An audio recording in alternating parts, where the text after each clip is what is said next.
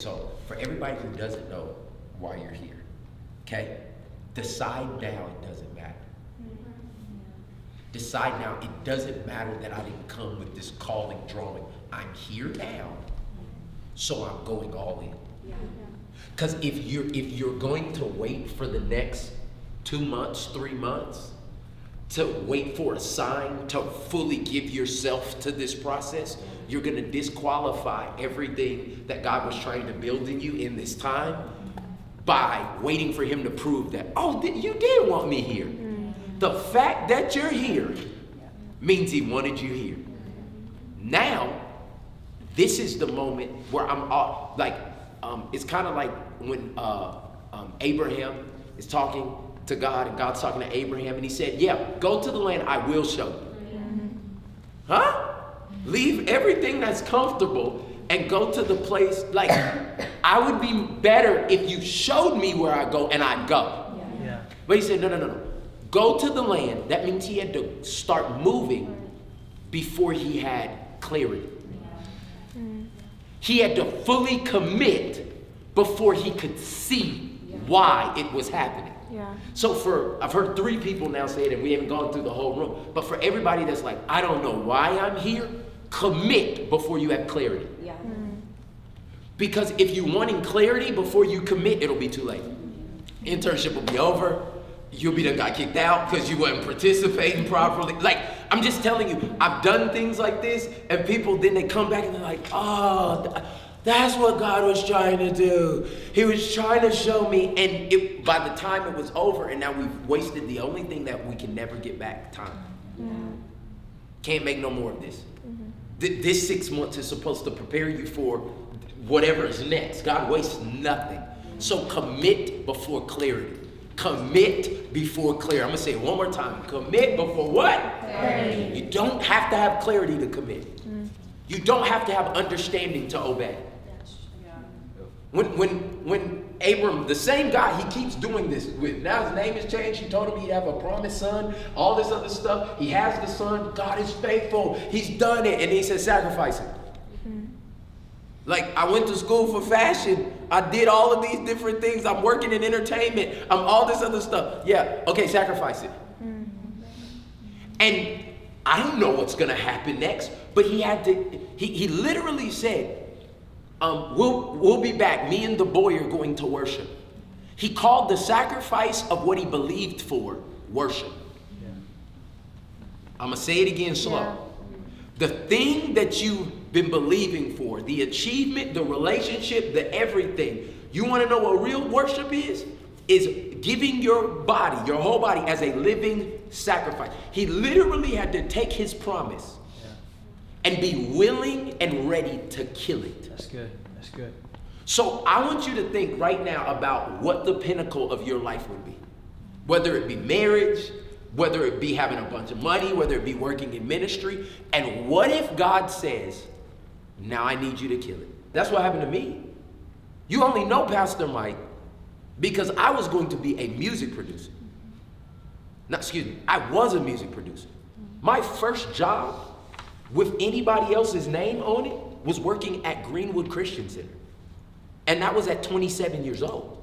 And I had to make a decision. Now, it's easy now to look back and be like, wow, so glad I made the decision to sacrifice what I thought my promise was. But in that moment where I had just built, did they go all through the church yesterday? Yes. Did y'all see the studio back there? Yeah. I literally built that studio, and 3 days later, God said, no more music. I literally, that thing that says Transformation Church, I got a picture. It said Tall Sound Studios, and it had my face with a toothpick and some glasses. I was litty. Like, I'm not even playing. Like, I was there. I had the whole situation. All this stuff, spent thousands of dollars, and God was like, no more music except for the church. You ready to sacrifice it? You ready?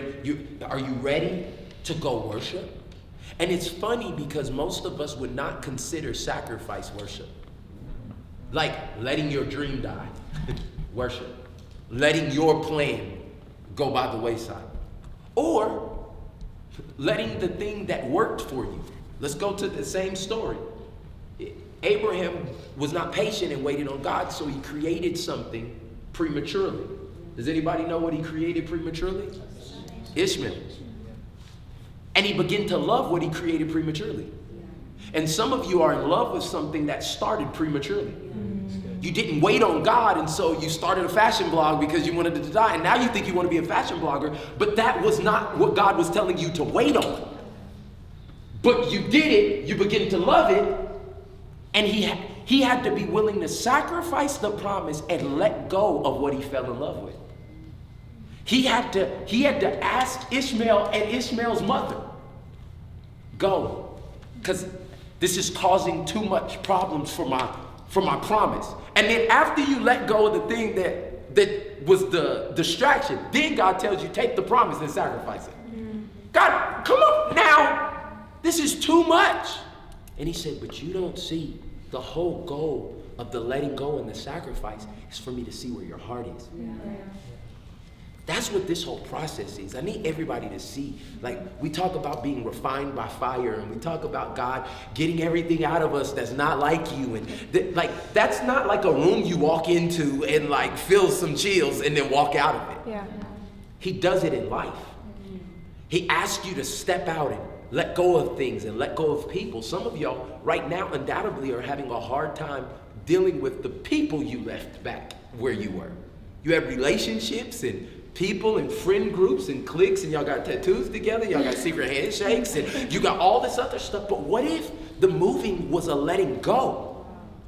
Yeah. And now he's asking you, now that thing in your head and your heart, I need you to sacrifice it. I need you to be willing to sacrifice it. And everybody doesn't consider that worship, but I know firsthand, that's the stuff that exposes your heart. Yeah.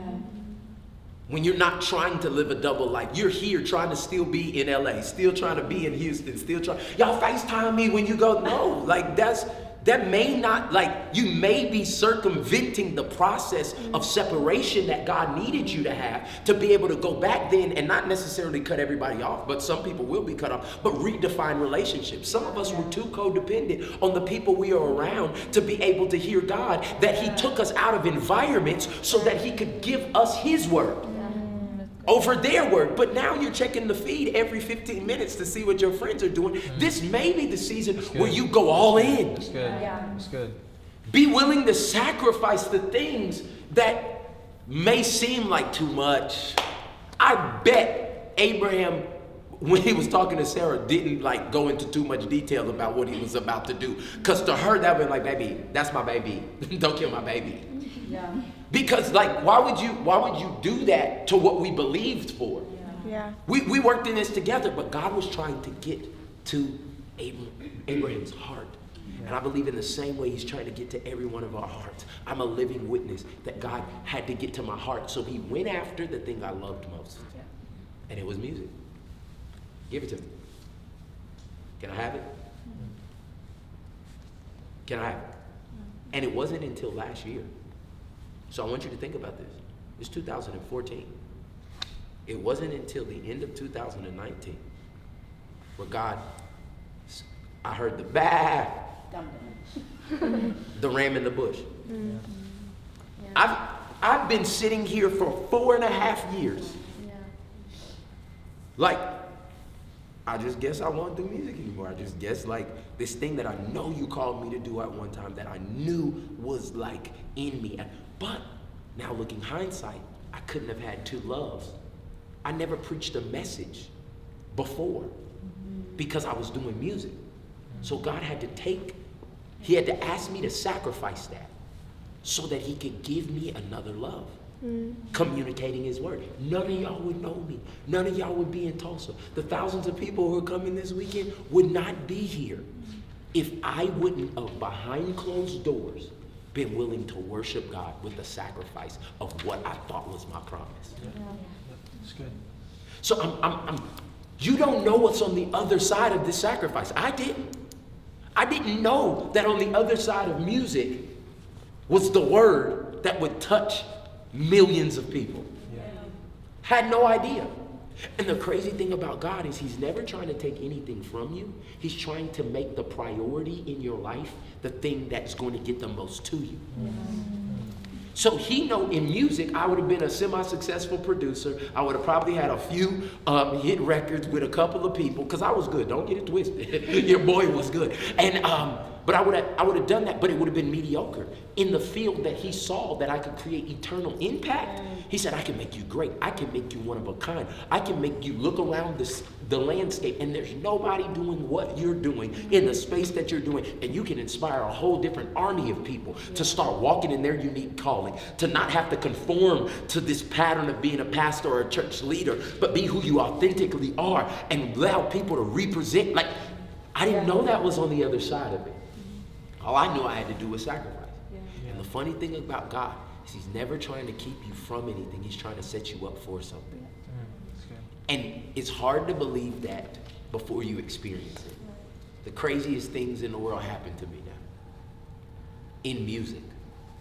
So just transparency in this room, because we talking hot, humble, open, and transparent in this room. Since I've started preaching, all the people that I wanted to collaborate with in music have been touched by my preaching and have contacted me.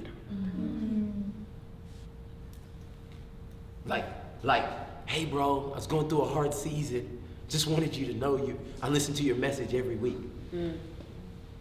Love to come down and visit Transformation Church. I'm like, is this? Because God doesn't waste anything. God's not trying to take something from you. He's trying to give something to you. But you gotta be willing to sacrifice what you think it is now for ultimately what God knows it is. You think it's this, but you're not even mature enough to see what God has planned for you. I wasn't mature enough to see what God had for me when he was asking me, lay down that, don't hang out with those people, go do this, commit to that, do this every day. I was like, why? And that's how we go around, like a lot of our journals, a lot of our things is why? But that's what my 3-year-old asked me. I think why is a question of immaturity. Why is a question of adolescence. That's great. Does everybody hear what I'm saying? And every time you hear why, maybe that's the start of your whine. Like a lot of times, Ava says why, and it's in this like whiny voice. Like that's all I hear. Why? Like, why, Daddy? Why? And it's like, if you knew what I had planned for you, if you knew what I've been preparing for you, if you knew what I got set up for you, we gotta take a bath right now. We gotta clean you. We gotta clean you of the things that have been on you, the dirt that got on you, the relationship, the toxic stuff. We gotta take this bath. Because where I'm taking you, you don't wanna go into that looking and smelling like what you've been through. So we gotta take a bath. We gotta eat. We gotta get you nourished. You gotta be in the Word of God. Well, this doesn't taste good, but it's good for you. Like this ain't junk food. I want Skittles. You can't have Skittles, Ava. Why? Because you need the nutrients that are in this broccoli. You need the nutrients that are in this. And she's always asking me why, but the whole time my intent is for good for her. It's for her health. It's for her enjoyment. And that's how God is seeing you. Why Tulsa? Why is it so cold? Why is it snowing? But all God's trying, why do we have to do this? Why is this? Why didn't they get in? Why did I get in? Why, all this, and if you keep asking why, all it does is expose your ability to not understand, number one, that your Father cares about you. Why has so much to do with who's saying it to you? Like, if a random person tells Ava to do things, okay, ask them why.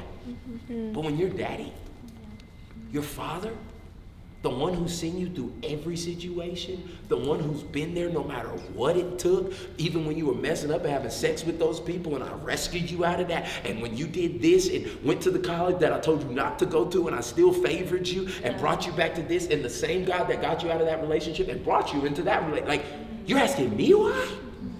I improved myself over and over and over and over again to you? It's time for us to graduate from why, to start asking me questions like, what do you want me to do? when do you want me to do it? Like, if I said, Ava, let's get in the back, and she said, when? Now? That's a whole different level of trust, excitement, expectation for who's saying it to her than why. Yeah. And I want to change your why in this first 2 weeks. Yeah. Why doesn't matter? Like the why is because God said so. And all of us hate when our parents, hate it. Like, why do I have to do that? It's like, because I said so. But I've learned that, honestly, in the kingdom of God, that is the most trusted statement that you can lay your life on. Why the internship? Why serving in this department? They asked me to do this and I don't even do this. Why? Because I said so. Oh, because you said so. That's all. Okay, that's all I needed. All I needed to know is that the one who cares for me, the one who loves me, because he said so, I'm good. Yeah. And when you surrender that why right now, you're going to get to experience so much more of God's goodness and God's grace. And I'm just encouraging you. The why doesn't matter anymore. Yeah. Why did God choose you? Why am I here? Why am I serving in this area? It doesn't matter. Because he says so. And when you latch on to that, when you get that, it changes every experience that you have.